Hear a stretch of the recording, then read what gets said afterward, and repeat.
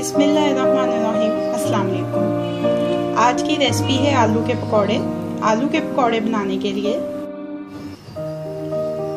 दरमियाने size के 2 आलू लिए हैं, जिनको छील के ऐसे कतलों की शक्ल में काट लेना है। एक अंडा लेंगे,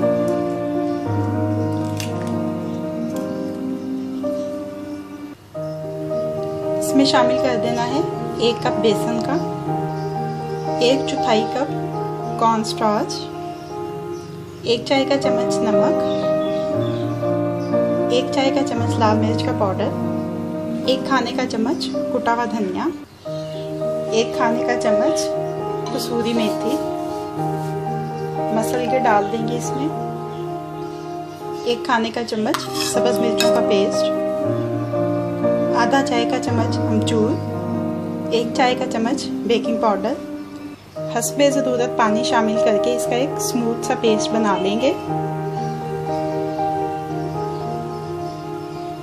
ये देखें, ये पेस्ट बन गया। इसकी इतनी सी कंसिस्टेंसी होनी चाहिए। आप ये पेस्ट बना के फ्रिज में रख सकते हैं, 2-3 दिन ये आराम से निकाल जाता है। सिर्फ ये होता है कि बेसन नीचे बैठ जाता है, पानी ऊपर आ जाता है। उस पानी को डिस्कार्ड कर दें और इसमें फ्रेश पानी डाल के आप अपनी इसकी जो मतलूबा थिकनेस है वो हासिल कर लें। अब इसके अंदर जो कतले काटे हैं आलू के वो डिप करके फ्राई करेंगे। दरमियानी आंच के ऊपर फ्राई करेंगे इनको। तेल भी मीडियम गर्म होना चाहिए, ज़्यादा गर्म में या कम गर्म में फ्राई नहीं करना।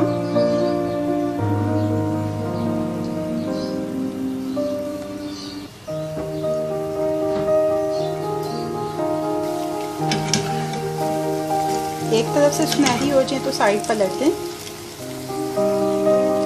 ये देखें, फ्राई हो चुके हैं आलू के पकौड़े। इनको किचन टॉवल पे निकाल लेते हैं।